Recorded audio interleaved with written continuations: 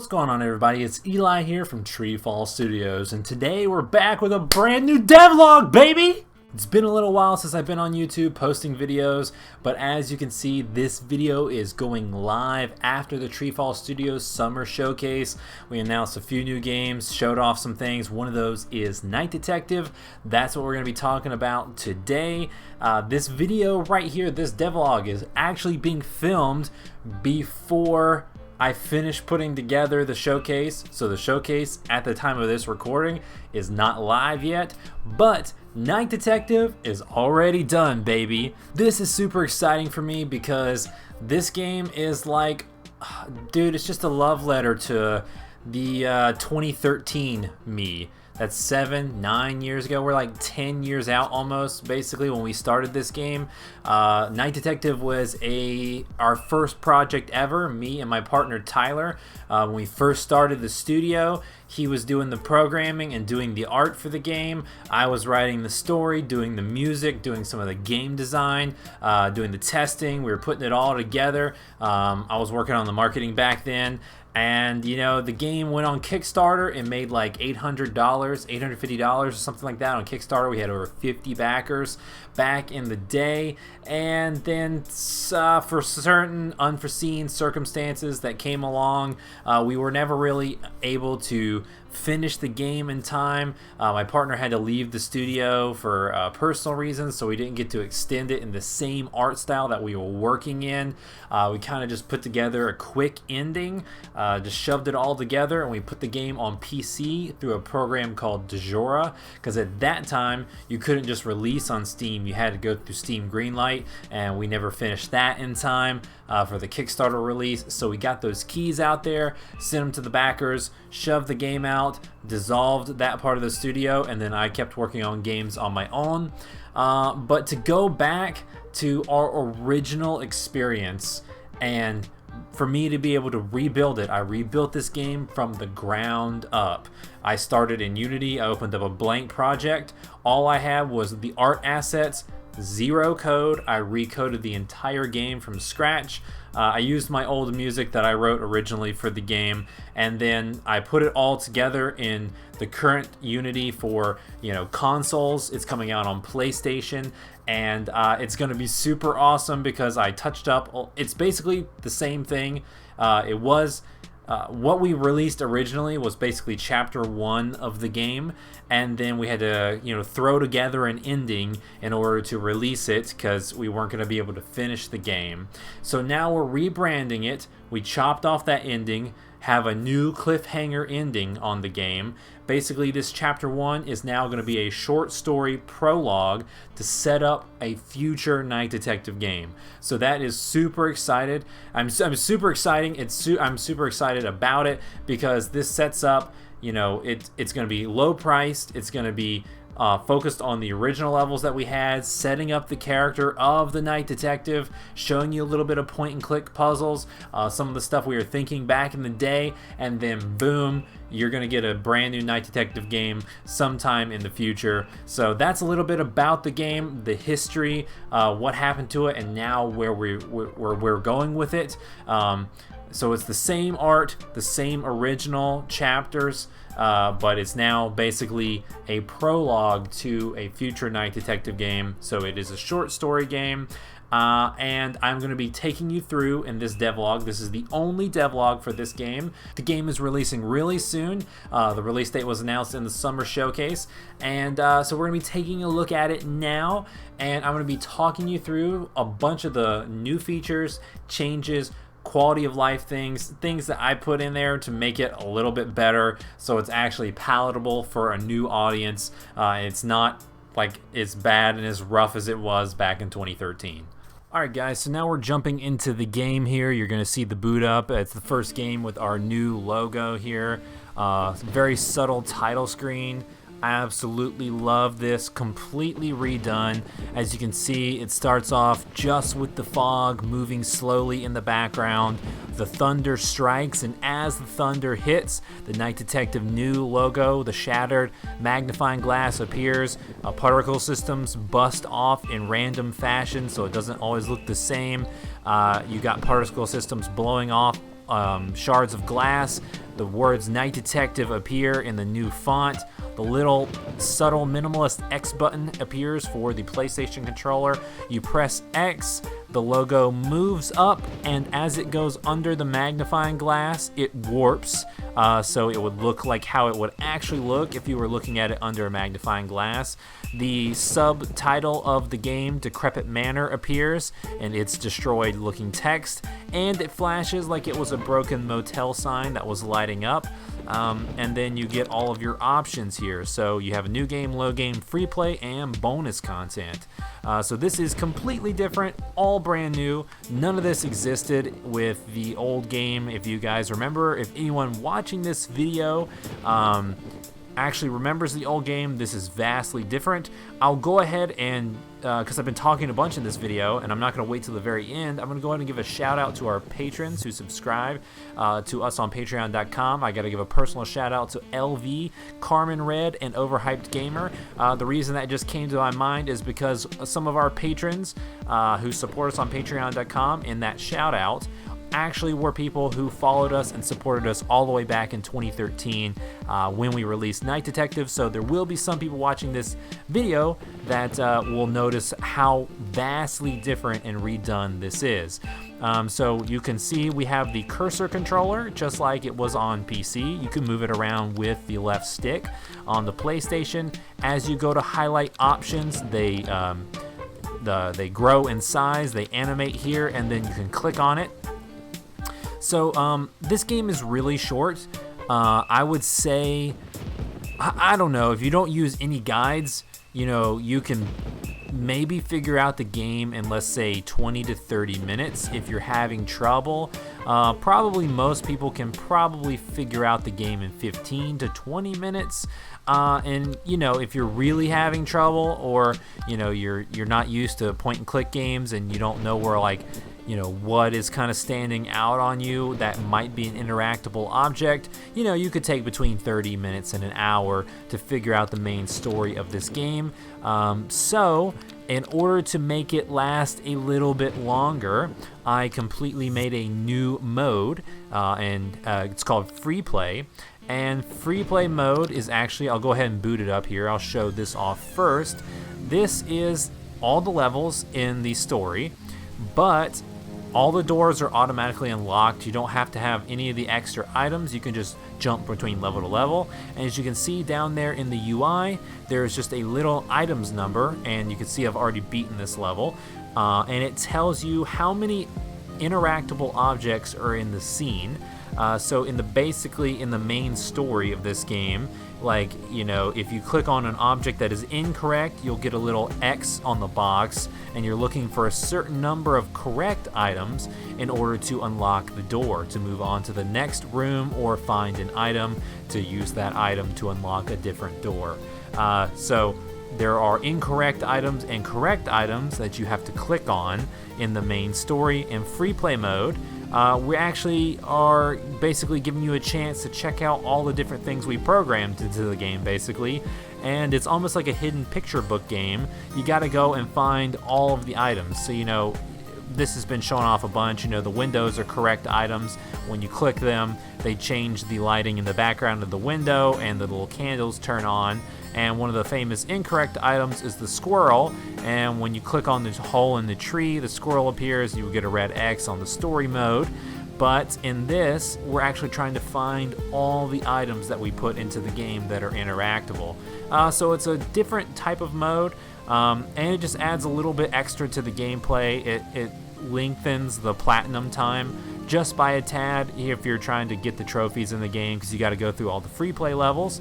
And we threw in another bonus piece of content that's completely optional. As you can see from the home menu, there was a bonus content tab. As you complete free play levels, every level you complete, you unlock a tidbit of developer commentary and concept art from the original game, because things have changed so much.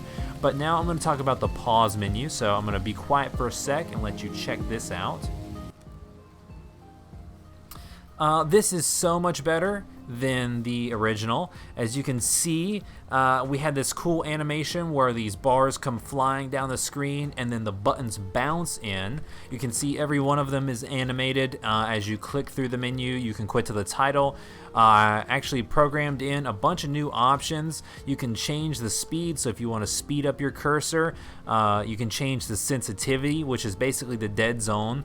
So if you want it to move really quickly against you touching the stick, you can put it on high, and if you want to move it, like barely move it, and you're having trouble clicking on the very pixel perfect details, you can drop it to low. And then you got your music volume and your sound effects volume, so you can really customize this game quite a bit, and that actually, you know, helps with player accessibility. So I worked on that a bit in this release.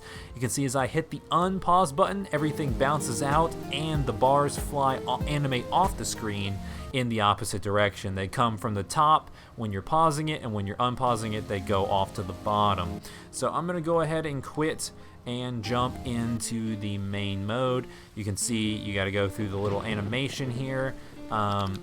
Actually, let's hop into bonus content. This is also something I'll briefly touch on. Got a little love letter in here talking about how we hope you enjoy the game. This was a look at our very first project ever. As you click left and right, I'll show you the first bonus content here. Basically, it's a little tidbit commentaries from me saying, hey, this game was originally on the PC. We drew it at a 4:3 aspect ratio of a very small pixel density. When we originally went to release the game, we had to extend and draw farther on the levels, and here's a couple of our old shots when the levels, they used to be these little square levels, like you can see that bedroom level, and you can see the kitchen. This was like a mid-progress shot where it was like almost done, but like the other door and the other parts of the kitchen weren't even there. The levels were completely changed and redrawn, like the floor is a different color, the rug changes, all of that kind of thing. A lot of things changed when we were first making the game as a test project to when we tried to release it in 2013, and then a lot of things changed since then for me to fix up this PS4 version. So you can press circle, head back to the menu, and I'm going to jump into the main story.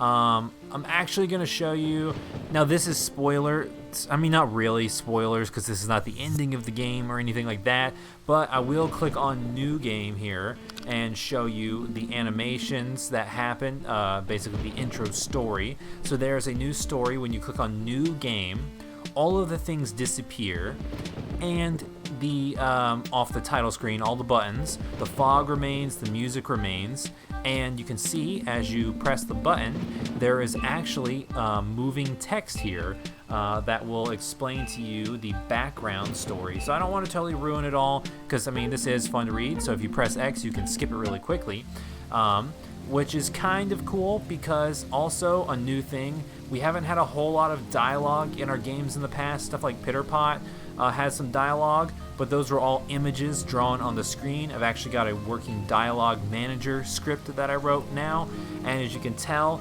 there's actually sound effects as the dialogue is typing out. So this is the little tidbits for things that we learned that I had to learn for this game to get all this working, is going to translate into future projects, into bigger adventure games, and into our 3D platformers that we're working on in the future. Another couple of things to mention. I know I'm talking fast. I don't want to spoil everything in this game. I'm not going to play through any more levels, but I do want to talk about some of these quality of life changes, and I hope you guys are enjoying the devlog so far and getting this look at Night Detective. Just a couple things to mention. This how to play, this did not exist previously, so it starts only when you're making a new game. When you press X, it animates off the screen, and then you can see your level laid out in front of you. The rain has been updated. It's an actual particle system now. It looks a whole lot better than it used to back in the 2013 version. The art still looks really smooth to me because we are going for this pixel style, and everything is still pretty detailed to me in this art style that we've got going on. As you can see, the subtle fog is like animating across the screen. There are a lot of things that animate in this game when you click on wrong items like this. You know, you got smoke coming out, you got the rain, you got the fog.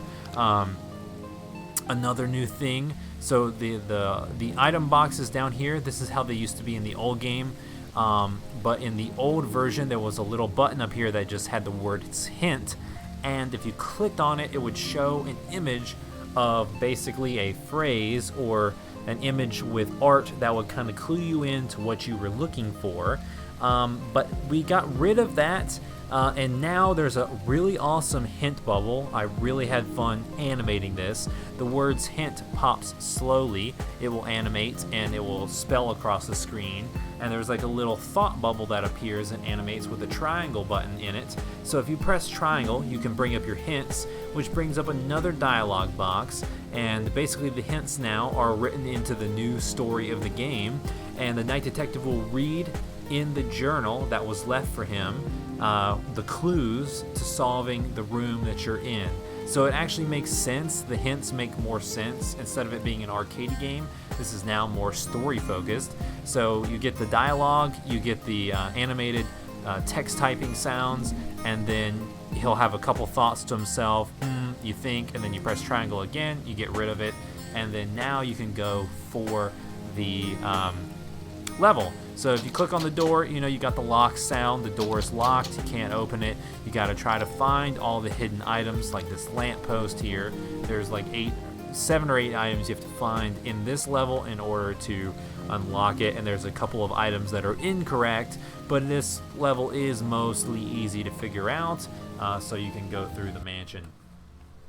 I will go ahead and quit because I don't really want to spoil it. Like I said, I would show off a lot of the stuff in the game, but really the game is so short, and some of the stuff that I think is the coolest features or things that we put in here, I want you guys to experience it firsthand. Some of the coolest features of the game, there's 2 really cool puzzles that we built into the bedroom level, which were like coding challenges that we overcame back in the day, and those are now present and rebuilt in Unity. They're really cool features for the game, so I hope you guys are looking forward to seeing all of them in the game. As you progress, you can see all those squares at the bottom of the screen. As you progress through the levels, you unlock new items. You have to use the magnifying glass to go back and forth between levels and to interact with items. But then you'll unlock other items like a crowbar or a revolver, and then you switch to those to solve specific puzzles in order to get through the mansion. So this is an old school point and click adventure, very short, very old school, but I think with the new story, the new quality of life changes, and setting up a future, longer, deeper night detective narrative is going to be really cool. You know, I haven't really gotten to do a whole lot of narrative writing per se in any of the games. The stories have really been just, you know, not afterthoughts, but they're not really needed in games like The Perplexing Orb and Maze. Stuff like that, those are mostly arcade games. You know, there's a little bit of a story to Pitter-Pot, some dialogue with some characters, but not fully fleshed out. As we go forward, I'm looking forward to making games that have more narrative focus, and I think they're gonna show up in a strong suit in the TreeFall Studios library soon in the future. But without further ado, I'm gonna stop rambling on about Night Detective. I hope you guys are excited to play the game soon. It's gonna be super cheap. It's $1.99. So, you know, under $2. It's gonna be $2 with tax, and you get a short little experience. There's some definitely cool puzzles to solve. I think there's like 8 or 9 levels, something like that, maybe in the main mansion. And then you got free play mode, and you get to check out all of our bonus content tidbits. There's 7 unlockable old concept art pieces. Also in the credits of the game, the patrons are featured. They're featured in every game that I work on. When they give to if you give to our Patreon page, when we go to finish a game, if you're a current patron member, you get your name in the credits of the game. But I actually went back, and even though this is basically a completely new game, I loaded up our old Kickstarter profile, and I put all of the 54 backers, the original backers, in the credits of this game. And surprise, I am going to be sending out a free copy to all of those people, so they can actually get the rewards fulfilled, you know, from the original game. We sent out the game originally, so they all got their old keys, all the art books, everything that was a reward originally went out back in like 2014 or something like that. But, you know, now that we decided to do this, and it's a complete surprise to me. I hadn't planned on doing this. It hasn't been on my radar for a while, and after we decided to do this and I created the game again, I just thought it would be really awesome to surprise all of those original backers with a much better and updated version of the game. So that will be going out shortly as well. I hope you guys are excited that devlogs are back. I hope you're looking forward to all the new games and stuff that we announced in the summer showcase. I will be dropping new devlogs and streaming much more frequently because I'm moving, and once I'm in the new office and new setup, I will be having a whole lot more time to be posting videos. So without further ado, I will catch you in the next video. Hope you're looking forward to Night Detective. Leave a comment down below letting me know what you think of the game, and I will catch you guys in the next one.